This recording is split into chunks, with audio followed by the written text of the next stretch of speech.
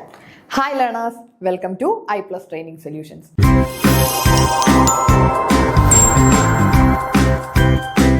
അപ്പോൾ ഇന്ന് നമുക്ക് നമ്മളുടെ Kerala financial corporation assistant previous ഇയറിലെ കുറച്ച് ക്വസ്റ്റ്യൻസ് നോക്കാം. കഴിഞ്ഞ ക്ലാസ്സിൽ നമ്മളൊരു 10 ക്വസ്റ്റ്യൻസ് ഡിസ്കസ് ചെയ്ത് കഴിഞ്ഞിരുന്നു. അപ്പൊ നമുക്കറിയാം എക്സാമിനേഷന്റെ കൺഫർമേഷൻ വന്നു, അതേപോലെ തന്നെ എക്സാമിനേഷൻ ഡേറ്റ് വന്നിട്ടുണ്ട്, നമ്മുടെ ഫൈനൽ സിലബസും വന്നിട്ടുണ്ട് അല്ലെ. ഈ ഒരു ഫൈനൽ സിലബസ് പ്രകാരമുള്ള ക്ലാസ്സുകൾ I+ പ്രൊവൈഡ് ചെയ്യുന്നുണ്ട്. റെക്കോർഡഡ് ക്ലാസ്സുകൾ I+ പ്രൊവൈഡ് ചെയ്യുന്നുണ്ട്. നിങ്ങൾക്ക് കോഴ്സിൽ എൻറോൾ ചെയ്ത് കൺസിസ്റ്റന്റ് ആയിട്ട് പഠിച്ചു പോകാം. ഇനി നമുക്കൊരു 2-2.5 മാസത്തോളം മുന്നിലുണ്ടല്ലേ. ആ ഒരു ടൈം നിങ്ങൾ മാക്സിമം എഫിഷ്യന്റ് ആയിട്ട് യൂട്ടിലൈസ് ചെയ്താൽ ഉറപ്പായിട്ടും നമ്മൾ ബികോംകാരെ സംബന്ധിച്ചിടത്തോളം നമുക്ക് വേഗത്തിൽ ക്രാക്ക് ചെയ്യാൻ പറ്റുന്ന ഒരു എക്സാം ആണ്. കാരണം ഇവിടെ നമുക്ക് സിലബസ് വന്നപ്പോൾ കണ്ടു, സിലബസിനകത്ത് എന്തില്ല, നമ്മളുടെ GK എന്ന് പറഞ്ഞൊരു പാർട്ട് ഇല്ല. കംപ്ലീറ്റും നമ്മൾ ഡിഗ്രി ലെവല് +1 +2 തൊട്ട് ഡിഗ്രി വരെ പഠിച്ച കാര്യങ്ങൾ മാത്രമാണല്ലോ. ഓൾറെഡി നമുക്കറിയാവുന്ന കാര്യങ്ങളാണ്. അതിനെ ഒന്നുകൂടി മറന്നുപോയ കാര്യങ്ങളൊക്കെ ഒന്നുകൂടി ഒന്ന് ഓർത്തെടുക്കേണ്ട കാര്യമല്ലേ ഉള്ളൂ. കൃത്യമായിട്ട് കൺസിസ്റ്റന്റ് ആയിട്ട് പഠിച്ചു പോയാൽ ഉറപ്പായിട്ടും ഈ ഒരു എക്സാം നമുക്ക് ഹോൾഡ് ഉള്ള ഒരു എക്സാം ആണ് അല്ലെ. അതായത് നമുക്ക് പറ്റുന്ന, അല്ലെങ്കിൽ വലിയ എഫേർട്ടുകൾ ഇല്ലാതെ, വലിയ എഫേർട്ട് എന്ന് പറയുമ്പോൾ പുതിയ കാര്യങ്ങൾ പഠിക്കേണ്ട, നമ്മൾ പഠിച്ച കാര്യങ്ങളെ തന്നെ ഒന്നുകൂടി കോൺസെപ്റ്റുകളൊക്കെ ഒന്ന് ക്ലിയർ ആക്കി എടുത്തു കഴിഞ്ഞാൽ നമുക്ക് സാധ്യത കൂടുതലുള്ള ഒരു എക്സാം ആണ്. അപ്പൊ നമുക്ക് പ്രീവിയസ് ഇയറിൽ ചോദിച്ചിട്ടുള്ള ക്വസ്റ്റ്യൻസ് നോക്കാം. ഈ പ്രീവിയസ് ഇയർ ക്വസ്റ്റ്യന്റെ പ്രത്യേകത, പ്രീവിയസ് ഇയറിലെ സിലബസ് എന്ന് പറയുന്നത് നമുക്ക് ഇപ്പൊ വന്ന ഈ ഒരു സിലബസ് അല്ല. അപ്പൊ അവിടെ നമുക്ക് ഇപ്പൊ ഈ പുതിയ സിലബസ് പ്രകാരമുള്ള കാര്യങ്ങൾ മാത്രമല്ലായിരുന്നു ഉള്ളത്. അതേപോലെ GK എലമെന്റും പ്രീവിയസ് ഇയറിലെ എക്സാം ക്വസ്റ്റ്യൻ പേപ്പറിൽ ഉണ്ടായിരുന്നു. എന്നാലും പ്രീവിയസ് ഇയറിൽ നമ്മളുടെ കൊമേഴ്സിന്റെ ഏരിയയിൽ നിന്ന് ചോദിച്ചിട്ടുള്ള ക്വസ്റ്റ്യൻസ് നമുക്കൊന്ന് പരിചയപ്പെട്ടു പോകാം. ഈ ക്വസ്റ്റ്യൻസ് കാണുമ്പോൾ ഇത്രയും സിമ്പിൾ ആകുമെന്ന് വിചാരിക്കരുത്. കാരണം ഈ ക്വസ്റ്റ്യൻസ്, നമ്മുടെ പ്രീവിയസ് ഇയർ ക്വസ്റ്റ്യൻസ് അത്യാവശ്യം സിമ്പിൾ ക്വസ്റ്റ്യൻസ് ആണ്. അപ്പൊ ഇത് ഇത്രയും സിമ്പിൾ ആയത് എന്തുകൊണ്ടാ? ആ ഒരു ഇയർ ഗ്യാപ്പ് നിങ്ങൾ നോക്കണം. ഇപ്പൊ ഇത്രയും വർഷം കഴിഞ്ഞു, ഇപ്പൊ നമ്മളുടെ എക്സാമിനേഷൻ പാറ്റേൺ മാറി, ആ ക്വസ്റ്റ്യൻസിന്റെ സ്റ്റാൻഡേർഡ് മാറി. അപ്പൊ അതനുസരിച്ചുള്ള മാറ്റങ്ങൾ നമ്മളുടെ ആ ഒരു പഠനത്തിലും ക്വസ്റ്റ്യൻസ്, നമ്മൾ പുതിയ പാറ്റേൺ അനുസരിച്ചിട്ടുള്ള ക്വസ്റ്റ്യൻസ് ഒക്കെ നമ്മളൊന്ന് വർക്ക്ഔട്ട് ചെയ്ത് പഠിക്കണം. ഈ രീതിയിൽ ഡയറക്റ്റ് ക്വസ്റ്റ്യൻസ് വരാൻ സാധ്യത വളരെ കുറവാണ്. പ്രീവിയസ് ഇയർ ക്വസ്റ്റ്യൻ പേപ്പർ നോക്കിയാൽ കാണാം, കംപ്ലീറ്റും ഡയറക്റ്റ് ആണ്. ഒരു സ്റ്റേറ്റ്മെന്റ് ക്വസ്റ്റ്യൻ പോലും ഇല്ല, സ്റ്റേറ്റ്മെന്റ് ടൈപ്പ് ക്വസ്റ്റ്യൻ ഒരെണ്ണം പോലും ഇല്ല. അങ്ങനെ ഒരു ക്വസ്റ്റ്യൻ പേപ്പർ ഇനി നമുക്ക് കാണാൻ പറ്റുമോ? ഇല്ല. അപ്പൊ നമുക്ക് കൃത്യമായിട്ട് പഠിക്കണം. സ്റ്റേറ്റ്മെന്റ് ടൈപ്പ് ക്വസ്റ്റ്യൻസ് ആണ് കൂടുതലായിട്ടും വർക്ക്ഔട്ട് ചെയ്യേണ്ടത്. അപ്പൊ എന്നാലും നമുക്ക് പ്രീവിയസ് ഇയറിലെ ക്വസ്റ്റ്യൻ പേപ്പർ ഒന്ന് ഒരു അവലോകനം നടത്താം. സോ ഈ ഒരു ക്വസ്റ്റ്യൻ നോക്കിക്കേ. If the rate of gross profit is 20% on cost of goods sold and the sales is ₹1 lakh, amount of gross profit will be. ഇത് നമുക്ക് സിമ്പിൾ മാത്സ് ഉപയോഗിച്ചുകൊണ്ട് ചെയ്യാൻ പറ്റുന്നതാണ് അല്ലെ. ഗ്രോസ് പ്രോഫിറ്റ് എന്ന് പറയുന്നത് കോസ്റ്റിന്റെ 20% പറയുന്നു അല്ലെ. ഗ്രോസ് പ്രോഫിറ്റ് എന്ന് പറഞ്ഞാൽ 20% on cost of goods sold and sales is ₹1 lakh. Selling price 1 lakh ആണ്. Selling price 1 lakh. പ്രോഫിറ്റ് എന്ന് പറഞ്ഞാൽ കോസ്റ്റിന്റെ 20%. അപ്പൊ ഈ പ്രോഫിറ്റ് എന്ന് പറയുന്നത് എന്തായിരിക്കും? നമ്മുടെ സെല്ലിംഗ് പ്രൈസ് എന്ന് പറയുന്നത് എന്തായിരിക്കും? കോസ്റ്റ് പ്ലസ് പ്രോഫിറ്റ് അല്ലേ sales? Cost plus profit. Selling price എന്ന് പറഞ്ഞാൽ എന്താ? കോസ്റ്റ് പ്രൈസിന്റെ കൂടെ ഒരു നിശ്ചിത പ്രോഫിറ്റും കൂടെ ആഡ് ചെയ്തിട്ട് കിട്ടുന്നതല്ലേ സെല്ലിംഗ് പ്രൈസ്. അപ്പൊ ഇവിടെ നമുക്ക് സെല്ലിംഗ് പ്രൈസ് 1 lakh ആണെന്ന് ക്വസ്റ്റ്യനിൽ പറയുന്നുണ്ട് അല്ലെ. കോസ്റ്റ് നമുക്ക് അറിയത്തില്ല, പ്രോഫിറ്റ് 20% പറയുന്നു. അപ്പൊ കോസ്റ്റിന്റെ കൂടെ ഒരു 20% പ്രോഫിറ്റും കൂടെ കൂട്ടുന്നതാണ് 1 ലക്ഷം രൂപ. കോസ്റ്റിനെ നമ്മൾ 100% ആയിട്ട് കണക്കാക്കിയാൽ ഇവിടെ 1 ലക്ഷം എന്ന് പറയുന്നത് എന്താണ്? 120% അല്ലേ 1 ലക്ഷം? 1 ലക്ഷത്തിനെ 120% എന്ന് പറഞ്ഞൂടെ? കോസ്റ്റ് 100% ആണ്. അങ്ങനെയാണെങ്കിൽ 1 lakh എന്ന് പറഞ്ഞാൽ ആ കോസ്റ്റിന്റെ കൂടെ 20% കൂടെ ആഡ് ചെയ്യുന്നതാണല്ലേ. അപ്പൊ 120% നമ്മളുടെ സെല്ലിംഗ് പ്രൈസ്. ഇപ്പൊ ഈ 1 lakh എന്ന് പറയുന്നത് 120% അങ്ങനെയാണെങ്കിൽ 100% കണ്ടുപിടിക്കാൻ വലിയ ബുദ്ധിമുട്ടുണ്ടോ? 1 lakh എന്ന് പറഞ്ഞാൽ 120% അങ്ങനെയാണെങ്കിൽ നമുക്ക് 100% കണ്ടുപിടിക്കാൻ എന്തോ ചെയ്യണം? 1 lakh ഡിവൈഡഡ് ബൈ 120 ഇൻറ്റു 100 ചെയ്താൽ നമുക്ക് എന്ത് കിട്ടി? ആ 100% കിട്ടും അല്ലെ. 100% എന്ന് പറയുന്നത് എന്തിനെയാ? നമ്മളുടെ കോസ്റ്റ് ആയിരുന്നു. അപ്പൊ നമുക്ക് കോസ്റ്റ് കിട്ടി. കോസ്റ്റ് കിട്ടിക്കഴിഞ്ഞാൽ പ്രോഫിറ്റ് കണ്ടുപിടിക്കാൻ എളുപ്പമല്ലേ? കോസ്റ്റ് കിട്ടിക്കഴിഞ്ഞാൽ പ്രോഫിറ്റ് സിമ്പിൾ ആയിട്ട് നമുക്ക് കണ്ടുപിടിച്ചൂടെ? സിമ്പിൾ ആണ്. കോസ്റ്റ് കിട്ടിക്കഴിഞ്ഞാൽ ഈ സെല്ലിംഗ് പ്രൈസിൽ നിന്ന് ഈ കോസ്റ്റ് അങ്ങ് കുറച്ച് മാറ്റിയാൽ മതി, നമുക്ക് സിമ്പിൾ ആയിട്ട് എന്ത് കിട്ടും? പ്രോഫിറ്റ് കിട്ടും. ഓക്കെ, നമുക്ക് നോക്കിയാലോ. ഇവിടെ ആൻസർ 16,667 ആണ്. എങ്ങനെയാ വന്നേ നോക്കിക്കേ. സെല്ലിംഗ് പ്രൈസ് 1 lakh ആണെന്ന് നമ്മൾ പറഞ്ഞു. ഗ്രോസ് പ്രോഫിറ്റ് എന്ന് പറഞ്ഞാൽ കോസ്റ്റിന്റെ 20%. അപ്പോ സെയിൽസ് എന്ന് പറഞ്ഞാൽ cost of goods sold, cost plus profit. Cost plus profit ആണ് സെയിൽസ്. ഇപ്പൊ പ്രോഫിറ്റ് നമ്മൾ പറഞ്ഞു 20% ആണെന്ന് പറഞ്ഞു. കോസ്റ്റിനെ നമ്മൾ 100% അസ്യൂം ചെയ്തു. അങ്ങനെയാണെങ്കിൽ സെയിൽസ് എന്ന് പറയുന്നത് 120% അപ്പൊ 1 ലക്ഷം എന്ന് പറഞ്ഞാൽ 120% അങ്ങനെയാണെങ്കിൽ 100% കാണാൻ എന്ത് ചെയ്യണം? 1 lakh by 120 into 100 അല്ലേ? 83,333 നമുക്ക് കിട്ടി. അപ്പൊ ഇതാണ് നമ്മളുടെ കോസ്റ്റ്. കോസ്റ്റ് 83,333 ആണെങ്കിൽ പ്രോഫിറ്റ് കണ്ടുപിടിക്കാൻ എന്ത് ചെയ്യണം? 1 lakh മൈനസ് നമ്മളുടെ കോസ്റ്റ്. 1 lakh അല്ലേ സെല്ലിംഗ് പ്രൈസ്, സെയിൽസ് അല്ലേ 1 lakh. സെല്ലിംഗ് പ്രൈസിൽ നിന്ന് കോസ്റ്റ് കുറച്ചാൽ എന്ത് കിട്ടും? പ്രോഫിറ്റ് കിട്ടും അല്ലെ? സിമ്പിൾ ആയിട്ട് നമുക്ക് ആൻസറിലേക്ക് എത്താൻ പറ്റും. ഇനി ഇത് വളരെ സിമ്പിൾ ബേസിക് കാൽക്കുലേഷൻസ് ആണ്. നമുക്ക് നെക്സ്റ്റ് ക്വസ്റ്റ്യനിലേക്ക് പോകാം. On seizure of goods by the hire vendor in a hire purchase deal, the balance in asset account is transferred to. Hire vendor hire purchase ഡീലിന്റെ ഭാഗമായിട്ട് ഈ ഹയർ വെൻഡർ എന്ത് ചെയ്തു? Goods അങ്ങ് സീസ് ചെയ്തു, ഗുഡ്സ് അങ്ങ് തിരിച്ചെടുക്കും അല്ലെ?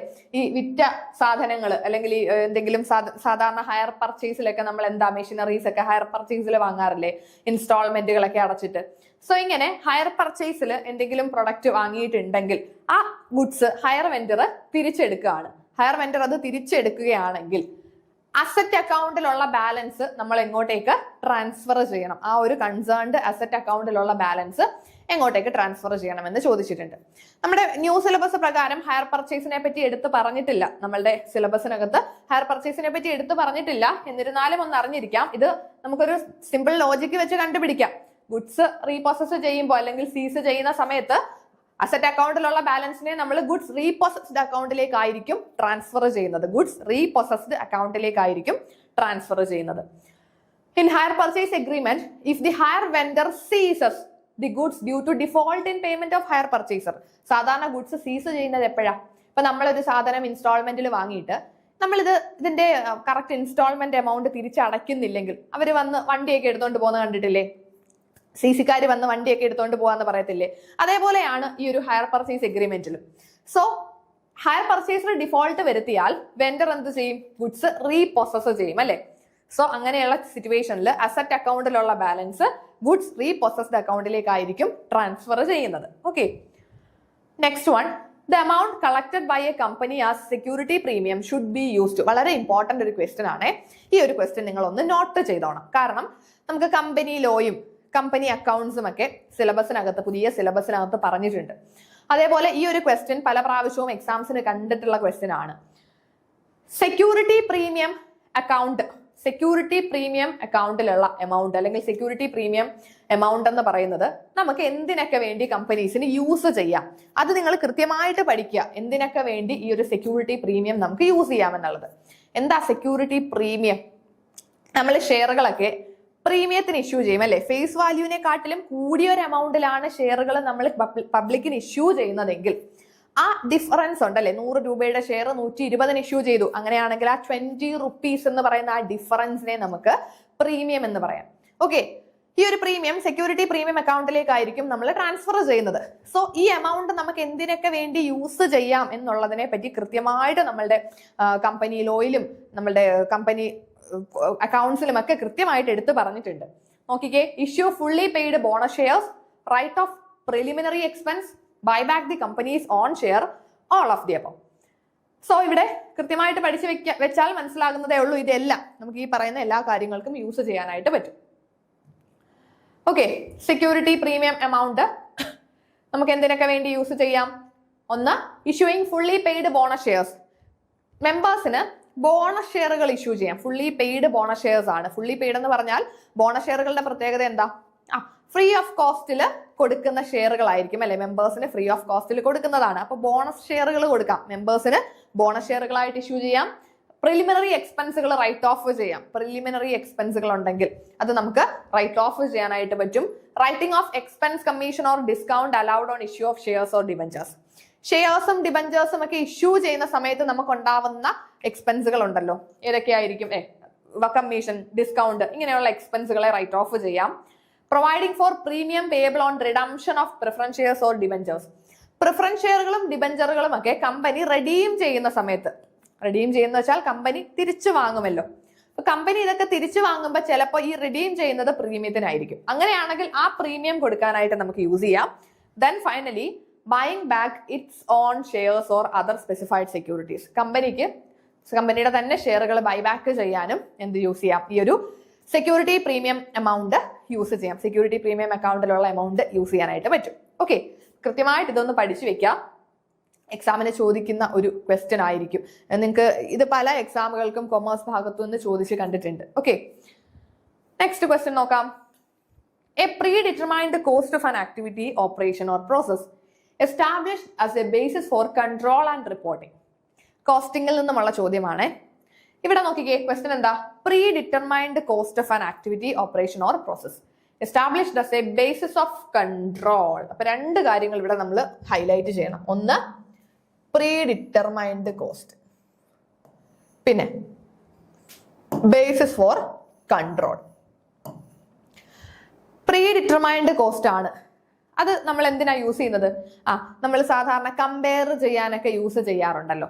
ഇങ്ങനെയുള്ള കോസ്റ്റുകൾ നമ്മൾ നേരത്തെ പറഞ്ഞു വെക്കും.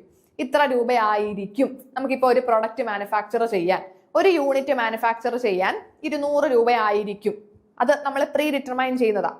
എന്നിട്ട് നമ്മൾ എന്ത് ചെയ്യും? ആക്ച്വൽ മാനുഫാക്ചറിങ് കഴിയുമ്പോൾ നമുക്ക് ആക്ച്വൽ കോസ്റ്റ് എത്ര ആയി എന്ന് നമ്മൾ നോക്കും അല്ലെ.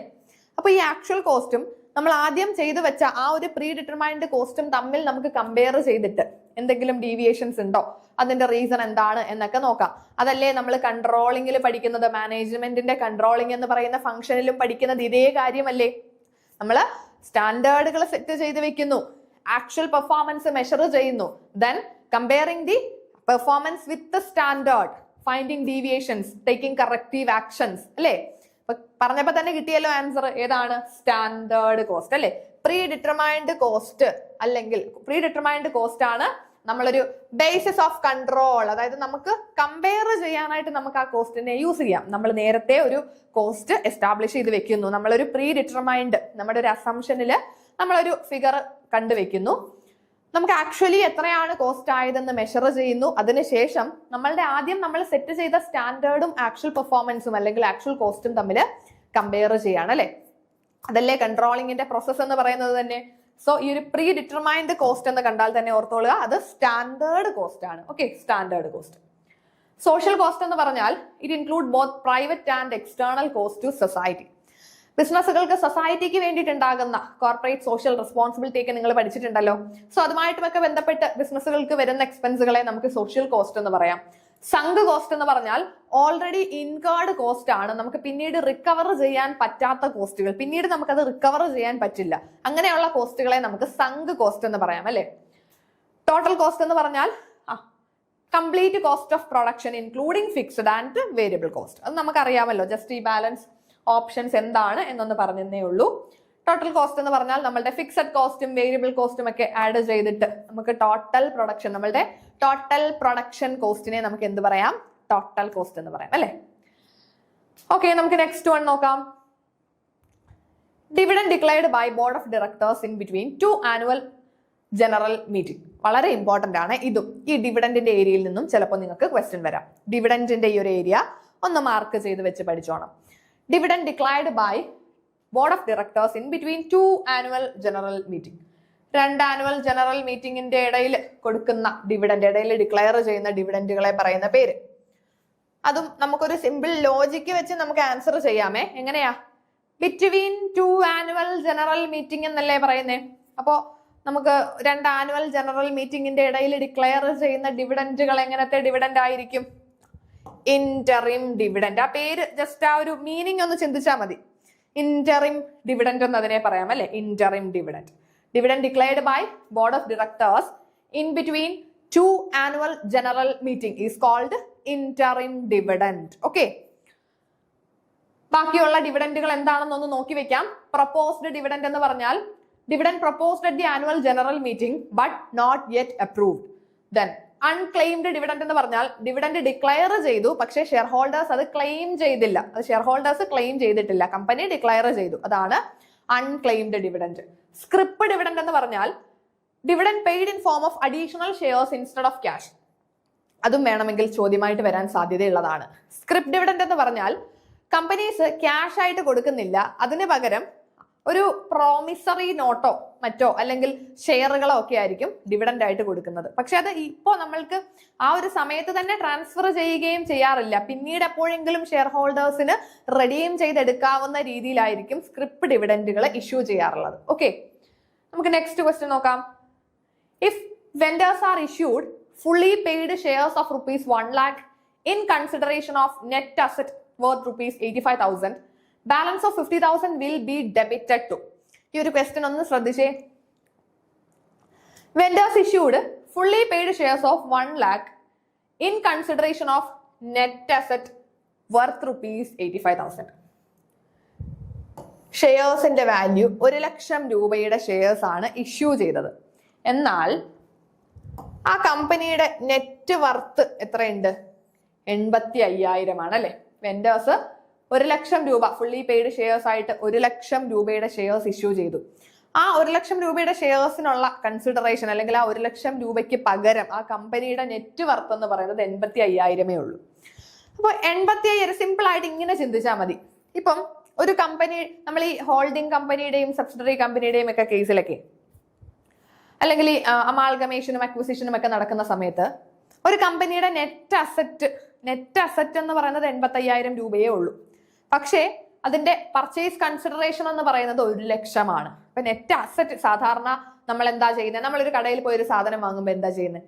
20 രൂപയുടെ ഒരു പ്രൊഡക്റ്റ് ആണെങ്കിൽ ആ പ്രൊഡക്റ്റിന്റെ വാല്യൂ 20 രൂപയാണ്, നമ്മൾ 20 കൊടുത്ത് വാങ്ങുന്നു. അപ്പൊ നമുക്ക് അവിടെ 20 രൂപ വാല്യൂ ഉള്ള ഒരു സാധനം കിട്ടിയല്ലോ. പക്ഷെ ഇവിടെ എന്താ പറഞ്ഞേക്കുന്നത്? കമ്പനിയുടെ നെറ്റ് അസറ്റിന്റെ വാല്യൂ 85,000 ഉള്ളൂ. അപ്പൊ നമ്മൾ 85,000 കൊടുത്താൽ പോരെ? പിന്നെ എന്തിനാ ഈ 1,00,000 ചോദിക്കുന്നത്? നെറ്റ് അസറ്റുകൾ 85,000 ഉള്ളൂ. പക്ഷേ അത് അവിടുത്തെ ആ ഷെയർസ് ഇഷ്യൂ ചെയ്തത് 1,00,000 രൂപയുടെയാണ്, അല്ലെങ്കിൽ 1 lakh ആണ് പർച്ചേസ് കൺസിഡറേഷൻ എന്ന് പറയുന്നത്. അപ്പൊ കമ്പനിയുടെ നെറ്റ് അസറ്റുകളെക്കാട്ടിലും കൂടുതലാണ് പർച്ചേസ് കൺസിഡറേഷൻ എങ്കിൽ ആ ഒരു ഡിഫറൻസ് എന്ന് പറയുന്നത് എന്തായിരിക്കും? ഗുഡ്വിൽ ആയിരിക്കും അല്ലെ. നമുക്ക് ആ കാണാൻ പറ്റാത്ത അസറ്റുകളായിരിക്കും. അപ്പൊ ഗുഡ്വില്ലിന്റെയും കൂടെ ചേർത്തിട്ട് ആ 15,000 രൂപ എന്ന് പറയുന്നത് വാല്യൂ ഓഫ് ഗുഡ്വിൽ ആയിരിക്കും. ഓക്കെ, ഇപ്പൊ ഗുഡ്വില്ലിന്റെ വാല്യൂം കൂടെ ചേർത്തിട്ടാണ് അല്ലെ നമ്മൾ ആ 1,00,000 കൊടുക്കുന്നത്. 85,000 ഉള്ളൂ നെറ്റ് അസറ്റ്, എന്നാലും 1,00,000 കൊടുക്കുന്നത് എന്തുകൊണ്ടാ? ബാക്കി എമൗണ്ട് ഗുഡ്വിൽ ആയിരിക്കും. So the balance of 15,000 will be debited to goodwill account. Okay, next question നോക്കാം. എക്സ്പ്ലനേഷൻ നിങ്ങൾ ജസ്റ്റ് ഒന്ന് വായിച്ച് മനസ്സിലാക്കിക്കോളാം. നമ്മൾ ഈ പറഞ്ഞ കാര്യം തന്നെയാണ് അല്ലെ. Next one, the balance in the share forfeited account after the reissue of forfeited shares is transfer to. Balance in share forfeited account after reissue of forfeited shares. ഷെയറുകൾ സാധാരണ ഫോർഫീറ്റ് ചെയ്യാറുണ്ടല്ലേ കമ്പനീസ്. ഫോർഫീച്ചർ നടക്കുന്നത് എപ്പോഴാണ്? കമ്പനിയുടെ ഇനിഷ്യേറ്റീവിൽ shares cancel ചെയ്യുന്നതാണ് forfeiture അല്ലെ. അവിടെ share holder ആയിട്ട് ക്യാൻസൽ ചെയ്യുവല്ല. കമ്പനി എന്താ ചെയ്യുന്നത്? ഈ ഷെയർസിന്റെ ഏതെങ്കിലും കോൾ മണിയോ ഏതെങ്കിലും എമൗണ്ടുകൾ ഷെയർ ഹോൾഡർ അടച്ചില്ല എങ്കിൽ, കമ്പനി കോൾ ചെയ്യുന്ന സമയത്ത് എമൗണ്ട് അടച്ചിട്ടില്ല എന്നുണ്ടെങ്കിൽ കമ്പനി ആ ഷെയറുകൾ ഫോർഫീറ്റ് ചെയ്യും. ഈ ഫോർഫീറ്റഡ് ഷെയർസിനെ വീണ്ടും റീ ഇഷ്യൂ ചെയ്യാറുണ്ട്. സാധാരണ ഫോർഫീറ്റഡ് ഷെയർസ് റീ ഇഷ്യൂ ചെയ്യുന്നത് ഡിസ്കൗണ്ടിനായിരിക്കും. അതായത് ഒരാൾക്ക് കൊടുത്ത ഷെയറുകൾ നമ്മൾ ഇനി ക്യാൻസൽ ചെയ്തു, വീണ്ടും അത് മറ്റൊരാൾക്ക് കമ്പനി തന്നെ റീ ഇഷ്യൂ ചെയ്യുമ്പോൾ സാധാരണഗതിയിൽ ഡിസ്കൗണ്ടിനൊക്കെയാണ് ഫോർഫീറ്റഡ് ഷെയർസ് റീ ഇഷ്യൂ ചെയ്യാറുള്ളത്. അപ്പൊ നമ്മുടെ ക്വസ്റ്റ്യനിൽ ചോദിച്ചിരിക്കുന്നത് balance in share forfeited account after the re issue of forfeited shares. Forfeited shares നമ്മൾ റീ ഇഷ്യൂ നടത്തി, റീ ഇഷ്യൂ ചെയ്തിട്ടും നമ്മളുടെ ഈ ഒരു ഷെയർ ഫോർഫീറ്റഡ് അക്കൗണ്ടിൽ എന്തെങ്കിലും ബാലൻസ് ഉണ്ടെങ്കിൽ ആ ബാലൻസിനെ നമ്മൾ എങ്ങോട്ടേക്കായിരിക്കും ട്രാൻസ്ഫർ ചെയ്യുന്നത്? ക്യാപിറ്റൽ റിസർവിലേക്കായിരിക്കും. ഓക്കെ, ക്യാപിറ്റൽ റിസർവിലേക്കായിരിക്കും. When forfeited shares are reissued, any balance left in the share forfeited account represents a capital profit. Okay, അതൊരു capital profit ആയിട്ടായിരിക്കും കണക്കാക്കുന്നത്. This capital profit is not available for dividend distribution and is therefore transferred to the capital reserve. Okay, next question നോക്കിക്കേ. A right of one person to satisfy a claim against another by holding or retaining the possession of other's property. ഇവിടെ ശ്രദ്ധിച്ചേ, a right of one person, ഒരു right ആണ് അല്ലെ, right ആണ്. To satisfy a claim against another, claim against another by holding or retaining the possession of property. നമുക്കൊരു right ഉണ്ട്, എന്തിനുള്ള right ആണ്? To satisfy a claim against another. ഇപ്പോ എനിക്കൊരാള് പൈസ തരാനുണ്ട്, ഞാൻ ഒരാൾക്ക് എന്റെ കാറ് കൊടുത്തു, എന്റെ കാറ് ഞാൻ ഒരാൾക്ക് വിറ്റിട്ട് ആ കാറിന്റെ ഞാൻ 1,00,000 രൂപയ്ക്കാണ് വിറ്റത്. ഈ 1,00,000 രൂപ എന്റെ കയ്യിൽ നിന്ന് കാറ് വാങ്ങിക്കൊണ്ട് പോയ ആള് അടുത്ത ആഴ്ച തരാമെന്ന് പറഞ്ഞ് കൊണ്ടുപോയി. പക്ഷെ ഒരാഴ്ച കഴിഞ്ഞിട്ടും എനിക്ക് ആ പൈസ കിട്ടിയിട്ടില്ല. അങ്ങനെയാണെങ്കിൽ എനിക്ക് ആ വ്യക്തിയുടെ മുകളിൽ ഒരു ക്ലെയിം ഉണ്ടല്ലോ, എനിക്ക് പൈസ കിട്ടാനില്ലേ, ആ വ്യക്തി എനിക്ക് പൈസ തരാനില്ലേ, അപ്പൊ എനിക്ക് ആ വ്യക്തിയുടെ മുകളിൽ ഒരു ക്ലെയിം ഇല്ലേ?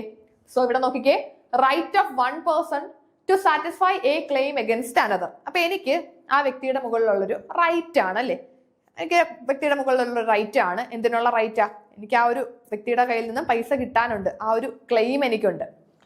By holding or retaining the possession of other's property.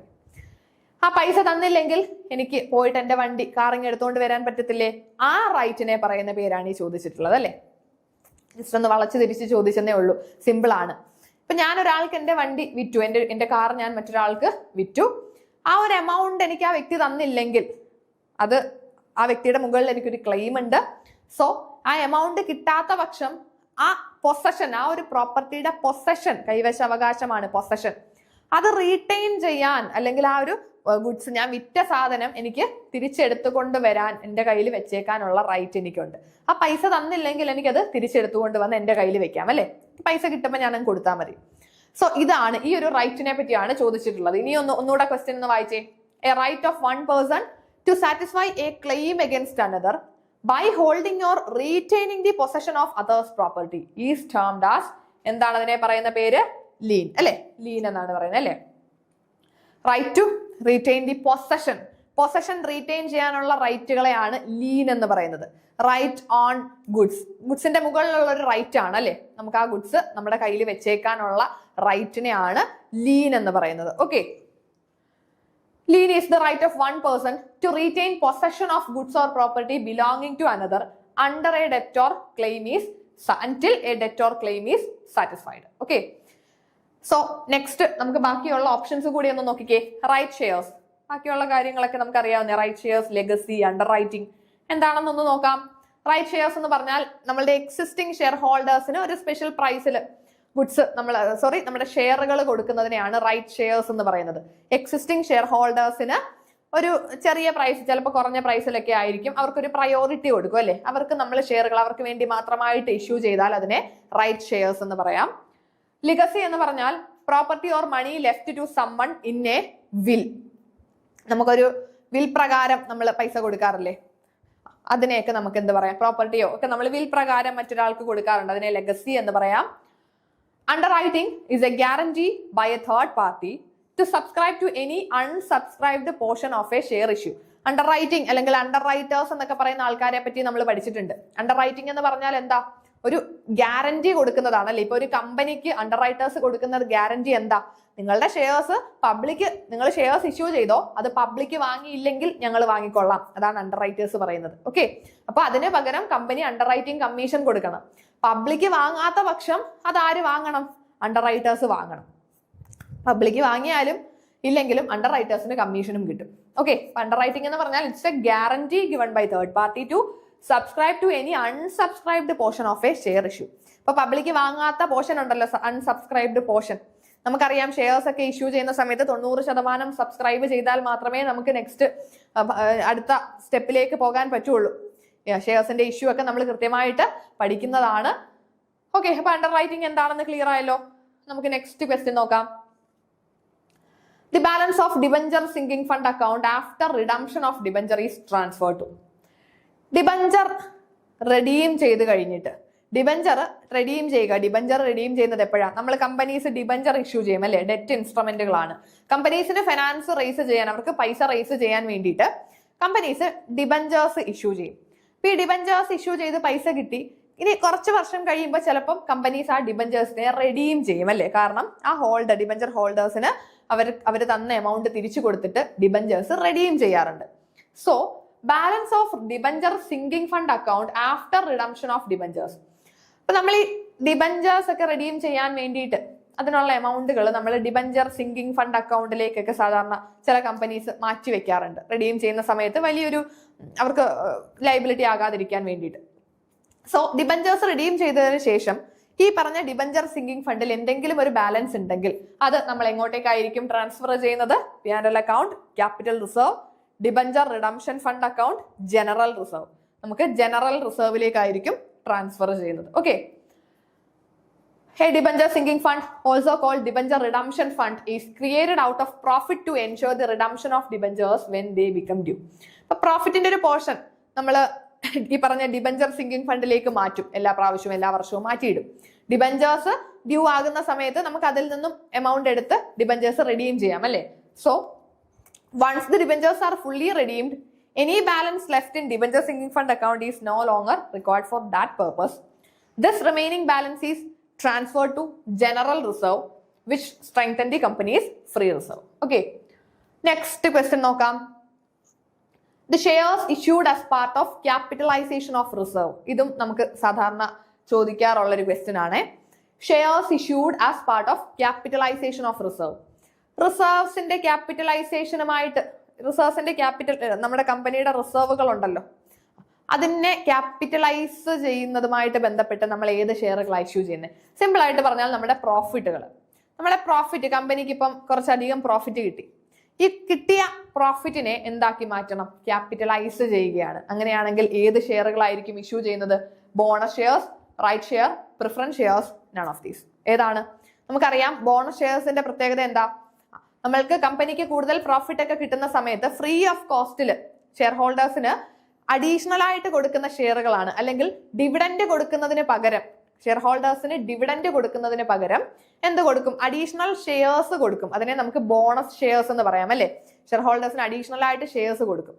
So ഈ ബോണസ് ഷെയർസ് ആണ് നമ്മളുടെ ഒരു ക്യാപിറ്റലൈസേഷൻ ഓഫ് റിസർവ്സ് എന്ന് പറയുന്നത്. ബോണസ് ഷെയറുകളെയാണ്. ഓക്കെ. അപ്പൊ ബോണസ് ഷെയറുകളുടെ പ്രത്യേകത എന്താ? ഷെയർ ഹോൾഡേഴ്സിന് ഫ്രീ ഓഫ് കോസ്റ്റിൽ, നമ്മളുടെ എക്സിസ്റ്റിംഗ് ഷെയർ ഹോൾഡേഴ്സിന് ഫ്രീ ഓഫ് കോസ്റ്റിൽ കൊടുക്കുന്നതാണ് ബോണസ് ഷെയറുകൾ. കമ്പനിക്ക് കൂടുതൽ പ്രോഫിറ്റ് ഒക്കെ വരുന്ന സമയത്ത് അവർക്ക് നമ്മൾ കൊടുക്കും അല്ലെ. അവരുടെ കയ്യിൽ നിന്ന് ഒരു എമൗണ്ട് പോലും വാങ്ങാറില്ല അല്ലെ. സോ ഈ ഒരു ക്യാപിറ്റലൈസേഷനുമായിട്ട് ബന്ധപ്പെട്ടിട്ട്, കമ്പനിയുടെ ക്യാപിറ്റലൈസേഷനുമായിട്ട് ബന്ധപ്പെട്ട് ഇഷ്യൂ ചെയ്യുന്നത് ബോണസ് ഷെയറുകളാണ്. So bonus shares are free shares issued to existing shareholders by capitalising the company's free reserve or surplus. It is a non cash issue. Bonus ഷെയറുകൾ ഒരു നോൺ ക്യാഷ് ഇഷ്യൂ ആണ് അല്ലെ. Cash ഒന്നും വാങ്ങുന്നില്ല. Does not involve any fresh inflow of fund from shareholders. It is a way of capitalising the profit or reserve of the company. കമ്പനിയുടെ പ്രോഫിറ്റിനെ കൂടെ capitalise ചെയ്യുകയാണ് അല്ലെ. അതിനെ കൂടെ ക്യാപിറ്റൽ ആക്കി മാറ്റുകയാണ്. അപ്പൊ ഇത് പ്രോഫിറ്റ് ക്യാഷ് ആയിട്ട് കൊടുക്കാതെ അതിന് പകരം ബോണസ് ഷെയർ, അഡീഷണൽ ഷെയറുകളായിട്ട് കൊടുക്കാം. ഇങ്ങനെ അഡീഷണൽ ഷെയർസ് ആയിട്ട് പ്രോഫിറ്റ് കൊടുക്കുകയാണെങ്കിൽ അതിനെ നമുക്ക് ബോണസ് ഷെയർസ് എന്ന് പറയാം. ഓക്കെ. അപ്പൊ ഇത്രയും ക്വസ്റ്റ്യൻസ് നിങ്ങൾക്ക് ക്ലിയർ ആയല്ലോ. നമുക്ക് ഇനിയും കുറച്ചധികം ക്വസ്റ്റ്യൻസ് കൂടെ ഡിസ്കസ് ചെയ്യാനായിട്ടുണ്ട്. അപ്പൊ ഈ ഒരു ക്ലാസ് നിങ്ങൾക്ക് ഹെൽപ്ഫുൾ ആയി എന്ന് വിശ്വസിക്കുന്നു. ഈ ഒരു എക്സാമിന് വേണ്ടി പ്രിപ്പയർ ചെയ്യുന്നവരാണെങ്കിൽ ഈ ഒരു ക്ലാസ് ഹെൽപ്ഫുൾ ആയെങ്കിൽ നിങ്ങൾ ഒന്ന് കമന്റ് ചെയ്തേക്കുക. അപ്പൊ അങ്ങനെയാണെങ്കിൽ നമുക്ക് നെക്സ്റ്റ് ക്ലാസ്സുകളും ഉടനെ തന്നെ അപ്ലോഡ് ചെയ്യാം. Thank you.